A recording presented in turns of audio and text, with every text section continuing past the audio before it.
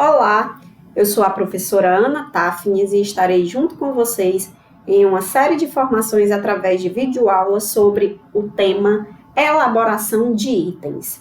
E para a nossa primeira formação de hoje, nós trabalharemos o perfil do elaborador e o item em suas partes. Vamos lá?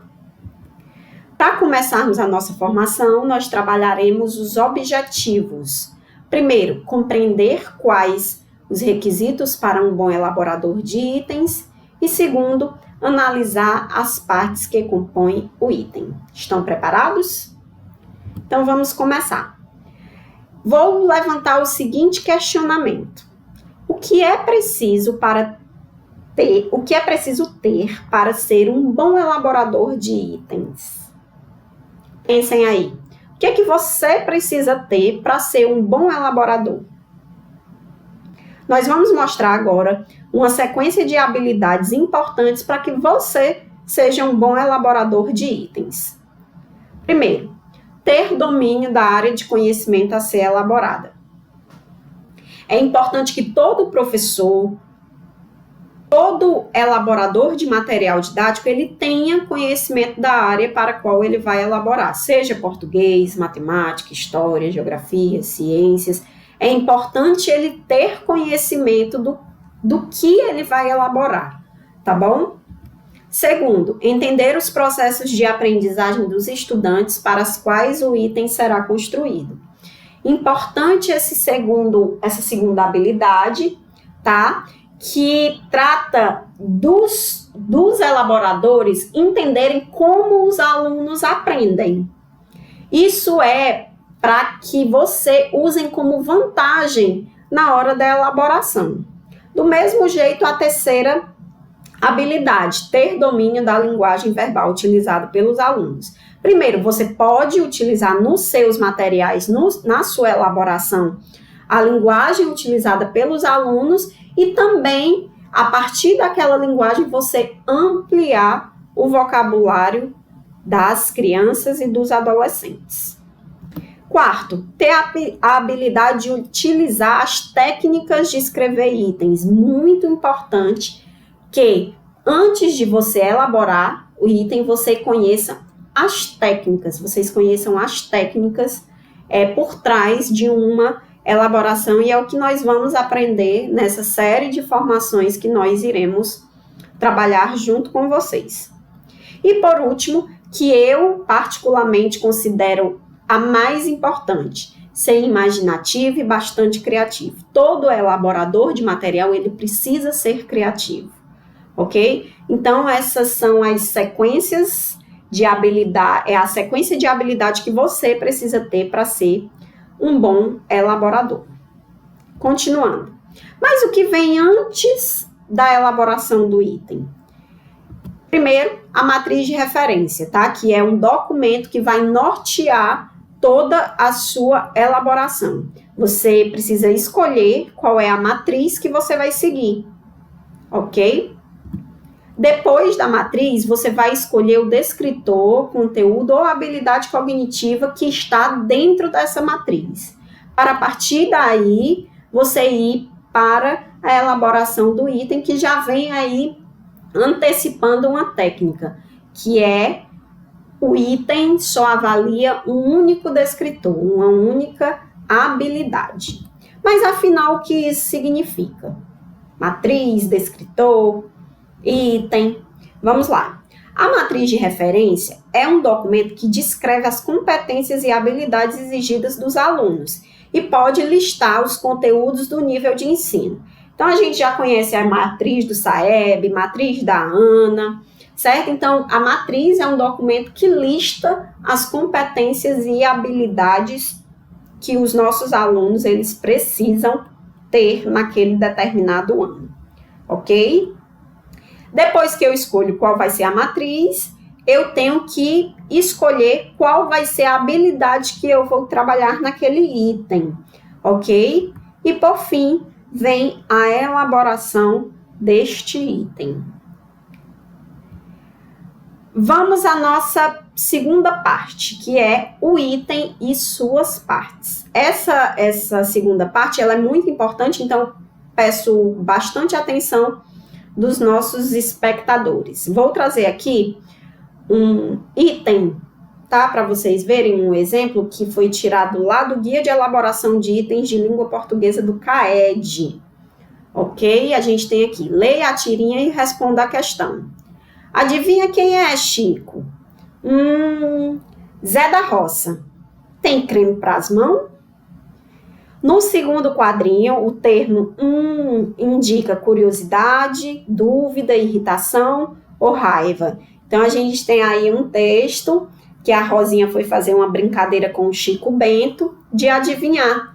E ele confundiu, ele achou que era o Zé da Roça. E a Rosinha concluiu que talvez ele achou que era o Zé da Roça porque as mãos dela não estavam cheirosas ou não estavam macias.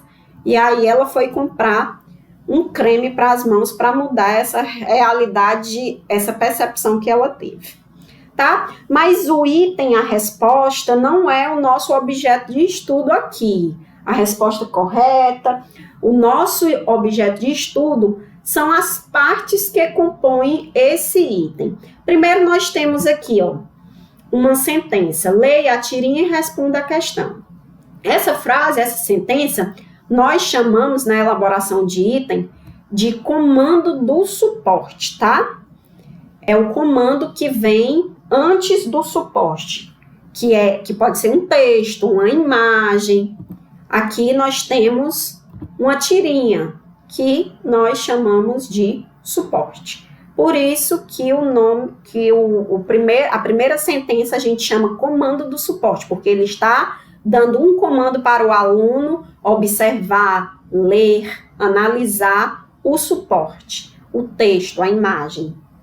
E nós temos uma segunda sentença que diz, no segundo quadrinho, o termo indica, e a gente chama essa segunda sentença de comando para resposta, ok? E aí, será que são só essas partes? Não, gente, não são só essas partes. Nós temos mais partes que compõem o item, tá? Tudo isso aqui que a gente acabou de falar, comando do suporte, comando de resposta, a gente chama de enunciado. Todo item que você for colocar um suporte, ele vai ter que ter o comando do suporte e o comando da resposta, ok? Que a gente chama esses três elementos de enunciado, ok? Temos mais elementos. Aqui, a letra A, B, C e D são as alternativas de resposta, ok? E nós temos o gabarito, que é a resposta correta, que a gente chama na elaboração de item de gabarito, e as outras alternativas, as alternativas que não são a correta, que não é o gabarito, nós chamamos de distratores, tá? Então, a alternativa correta é o gabarito e as outras alternativas são os distratores, que vem aí de distração, ok? Compreendido? Enunciado, que vem com 3 elementos, as alternativas, gabarito e distratores. Seguindo, nós temos, só para a gente fixar melhor as partes, nós temos o enunciado, que ele pode vir, vocês lembram que o enunciado é aquela parte grande, né? São aqueles 3, são os 2 comandos e o suporte. Dentro do enunciado, ele pode ter texto, ele pode ter imagem, ele pode ser somente uma situação-problema, somente um questionamento ou uma questão contextualizada, tá? Então, o enunciado, ele pode vir dentro de todas essas características que nós vamos mostrar itens com essas características, ok? Para vocês fixarem bastante. O comando para a resposta pode ser na forma de complementação ou de interrogação. Atenção, tá? Atenção que isso é mais uma técnica importante para a elaboração de item. É o comando da resposta lá antes das alternativas. O comando para a resposta, ele pode ser na forma de complementação, ou de interrogação. Isso é importante, nós vamos ver mais sobre essa técnica, ok? E por último, as alternativas de respostas, vocês já sabem, vem com o gabarito e os distratores. Vamos lá. A gente tem os exemplos de itens que nós vamos ver agora. De complementação, de interrogação, com situação-problema, com suporte de texto, com suporte de imagem e com contextualização. Isso que a gente viu anteriormente, nós vamos ver um exemplo de cada item com essas observações aqui, tá certo? Então vamos lá? Acho que vocês estão bastante curiosos para saber como é que os itens se comportam em cada uma dessas versões. Nós vamos começar com o item de complementação. O que é o item de complementação? A gente tem aqui, ó, leia o texto abaixo, a gente tem aí o comando para o suporte, vem o suporte, a tirinha, ok? E nós temos, nesse texto, o trecho custaram os olhos da cara significa, aí vem as alternativas, ser difícil de encontrar, ser muito caro, ter muito dinheiro, ter problema de visão, que é um item de complementação. Primeiro, vamos olhar o comando para as alternativas, tá? Aqui significa um comando de complementação. Não sei se vocês perceberam, mas esse comando, ele não termina. Ele não tem uma pergunta, ele não tem uma interrogação. É isso que nós chamamos de comando de complementação. Por quê? Porque a alternativa complementa o comando. Custaram os olhos da cara significa ser muito caro. Então, vejam que o comando de complementação, ele não tem uma pontuação. Ele não termina. Ele continua com a alternativa. Por isso, como o comando é complementar às alternativas, e as alternativas são complementares ao comando, elas iniciam com letra minúscula, porque é como se continuasse a frase, tá? É como se a frase fosse completinha pela alternativa, por isso que ela começa com letra minúscula, ok? Lembrando que nós temos a fonte desses itens, tá? Aqui foi retirado da avaliação do SAEME, do CAED também. E aí a gente vai para o item de interrogação, que a gente tem o item, comando do suporte, o texto e comando das alternativas. Qual é o assunto desse texto? Vejam só como é diferente do comando de complementação. Aqui nós temos uma pergunta já fechada, com pontuação, tá? Nós chamamos de comando de interrogação, justamente porque ele já termina com um ponto de interrogação. E diferentemente do comando de complementação, esse item, ele tem o ponto, né? O ponto na frase, uma interrogação, e as alternativas, como se fossem respostas para a pergunta, começam com inicial maiúscula. Entenderam a diferença? Vamos só recapitular. O de complementação complementa a frase do comando e o de interrogação pergunta, ok? Começa com letra maiúscula as alternativas, isso é importante, tá? Terceiro exemplo, com suporte de texto. Nós trouxemos aqui um item de matemática, tá? A gente tem aí, o suporte ele pode ser texto, ele pode ser imagem, ele pode ser qualquer coisa que sirva para complementar o que você irá perguntar, ok? Para acrescentar. No item a gente não coloca ilustração sem ter necessidade. No item, a gente só coloca se houver necessidade para a pergunta, para os comandos, tá? Então, aqui a gente tem com suporte de texto. E a matemática, por incrível que pareça, ela usa texto sim, ok? O gráfico abaixo apresenta as vendas de uma distribuidora de água mineral separadas pelo tipo de embalagem durante uma semana de calor. E aí a gente tem o gráfico de venda de água, ok? Vejam aqui que a gente tem como suporte um texto, um gráfico, uma tabela, são textos, tá? Então, na matemática é importante a interpretação de texto, para além de entender a pergunta, também nós trazemos com textos como suporte, ok? E aqui, vejam que nós temos, por exemplo, um comando de complementação, um comando que usa o suporte, o texto, e temos um comando de complementação, tá? Ok?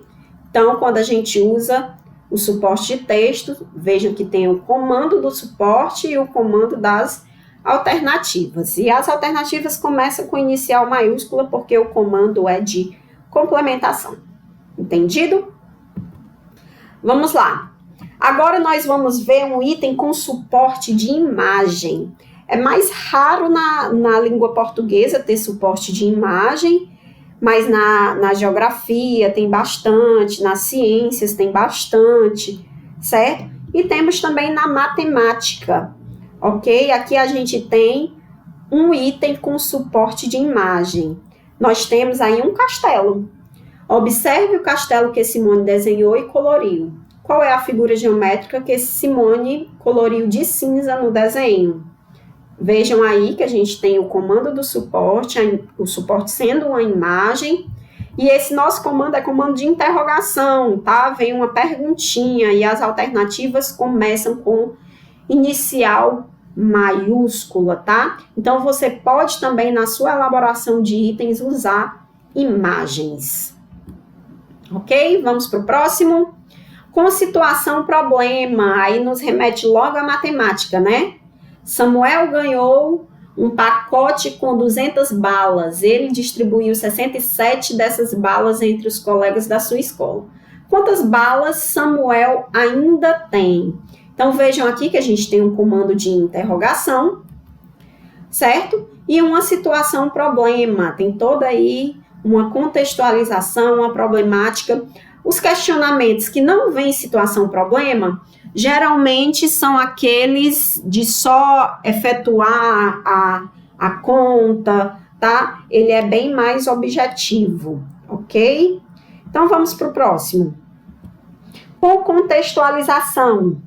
Em um mercado, há 3 prateleiras com 12 maçãs em cada, 4 prateleiras com 6 abacaxis e 6 prateleiras com 10 mangas em cada uma.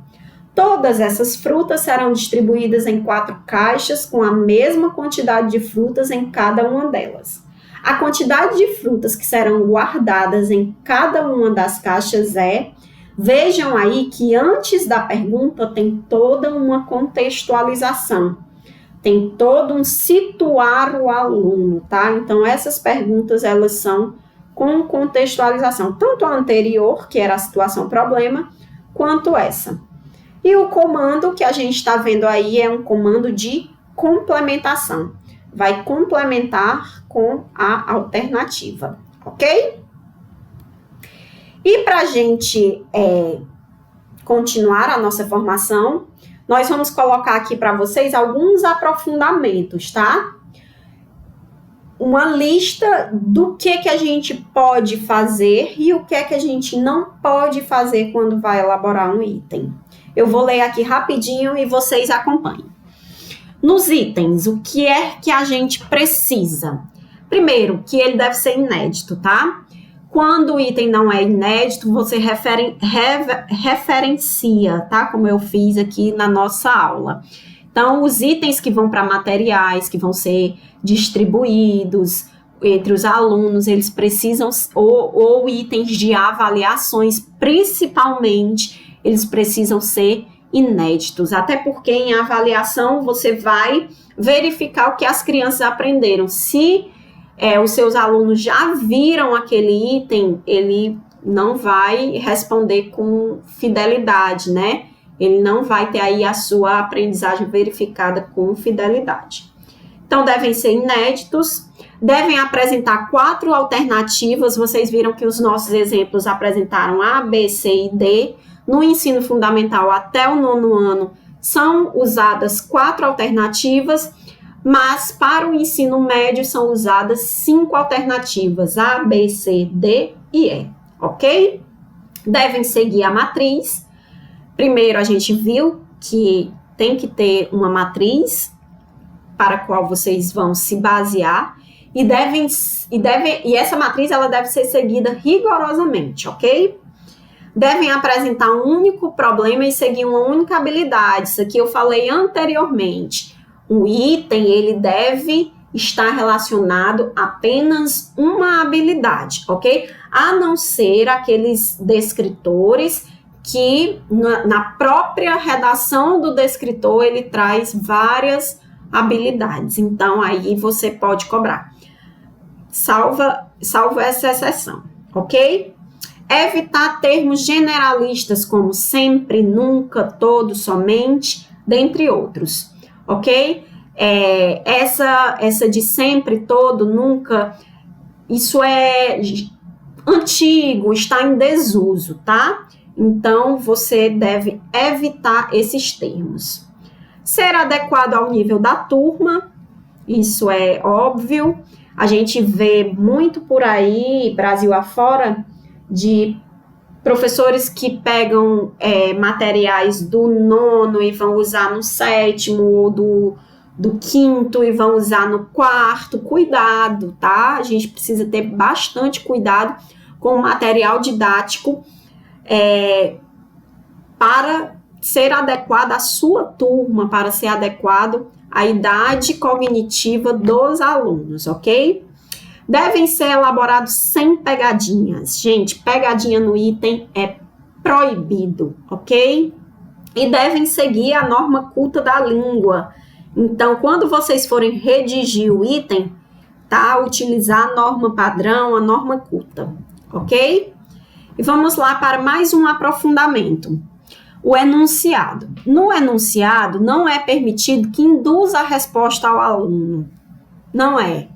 Tem alguns enunciados que já está claro no próprio enunciado a resposta.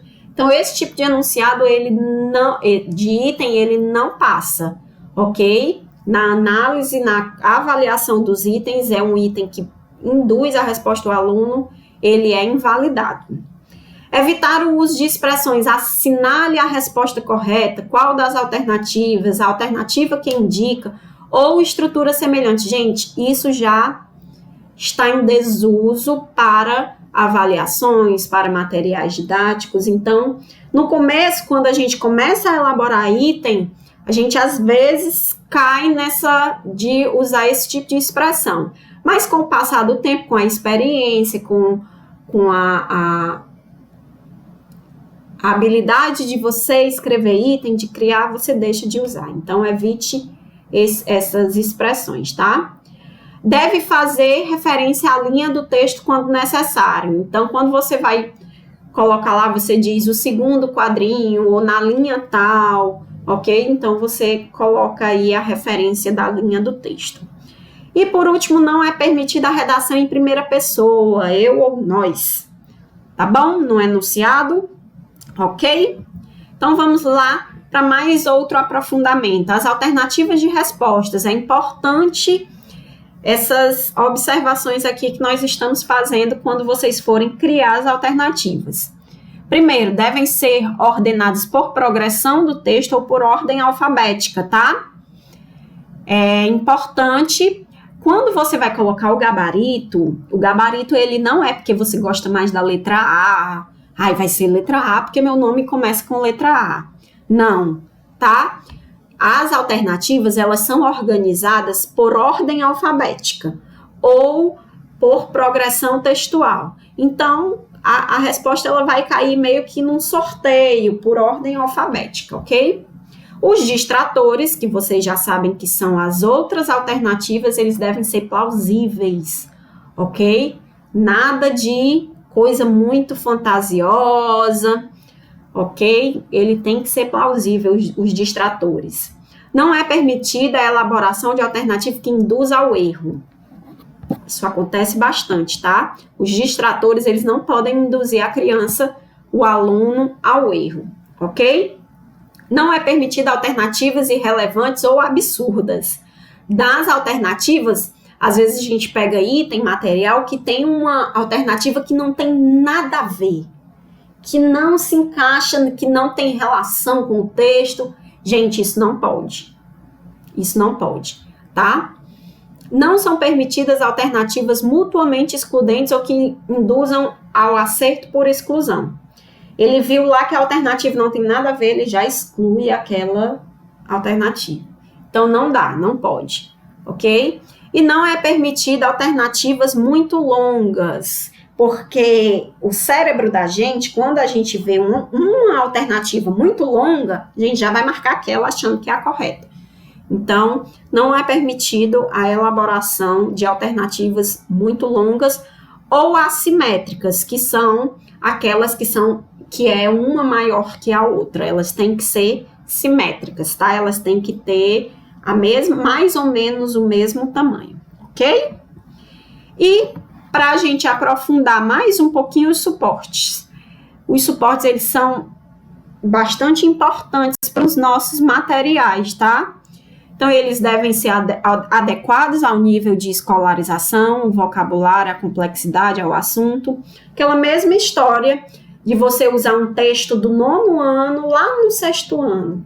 O vocabulário para os alunos do 9º ano é diferente, a complexidade do texto é diferente, o assunto, muitas vezes, um assunto que eu trabalho no 9º ano, eu não posso trabalhar no 6º ano.